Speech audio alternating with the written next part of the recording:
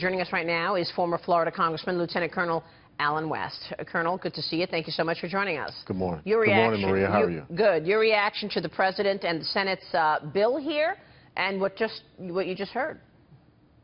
Well, what we just heard was a grandstanding opportunity from one of the reporters from a competing cable news network. And I think that you have to just understand that everything that is coming out of the Trump administration, someone from some of these other networks are going to try to castigate it as racist, xenophobic, or what have you, because they're not looking at the actual policy. And they're not thinking about, how can we get Americans back to work? When you look at a lot of our inner cities, you're talking about lower skill income type of jobs and positions. We need to get those Americans back to work. I can tell you that the unemployment rates for blacks and especially black teenagers is astronomical. And so I think that's one of the focus you want to have here for your immigration policy, for legal immigration. So I do agree with what they're attempting to do. Now, I think that, once again, you need to have some good messengers that can cut off the debate because this is supposed to be a press briefing and not a debate in an open forum like that. You have to really look at our economy here in America today, what this economy requires in terms of skill sets, in terms of workers.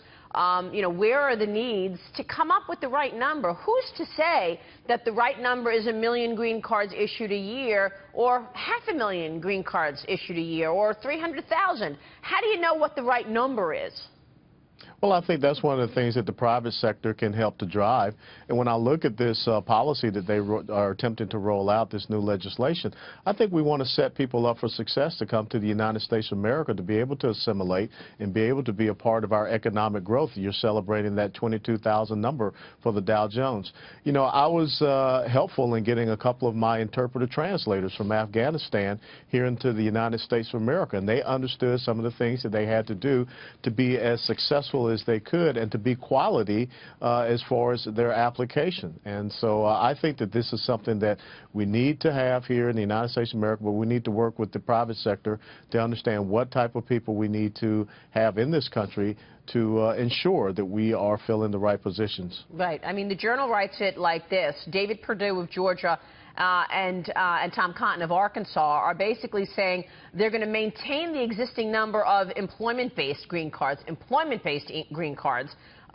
but would sharply reduce immigration based on family ties. It would end this lottery that gives people from underrepresented countries a chance to emigrate to the United States. So again, what the number is should basically be based on the needs, right? And yeah, absolutely. Because if your goal is to make sure to be fair to American workers, you've got to look at what America needs.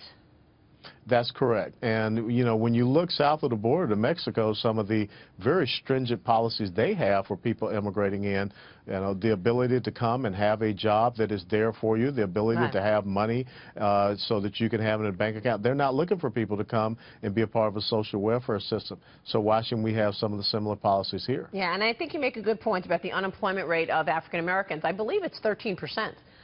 Which is obviously very high, given that the national average is 4.4%. Let me move on to the White House shakeup, Lieutenant, because Fox News sources say that newly appointed Chief of Staff John Kelly recently assured Attorney General Jeff Sessions that his job is safe, despite all the criticism from the president. The same might not be true for the commander of U.S. forces in Afghanistan. During a meeting last month, the president reportedly voiced his frustration with General John Nicholson over the progress of the war in Afghanistan. What's your take on this, Colonel?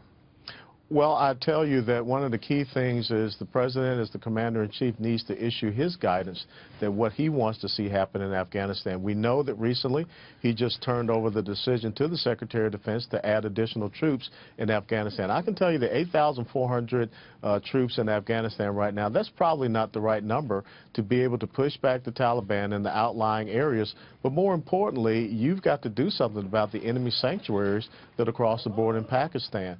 The president turned over the decision to use that Moab bomb against an ISIS stronghold to General Nicholson, and he successfully implemented that. So I think we need to understand what is President Trump's guidance and intent. What does he want to see happen in Afghanistan, and empower his general to be able to do it. And, you know, I don't think firing someone after you just being there as Commander-in-Chief for 7 months. Give him the resources that he needs, and let's see how he can produce. All right. Well, you're right. And the mother of all bombs was very highly praised. And the way that they instituted it was actually very highly regarded when it first happened. Colonel, good to get your thoughts as always. Thanks so much.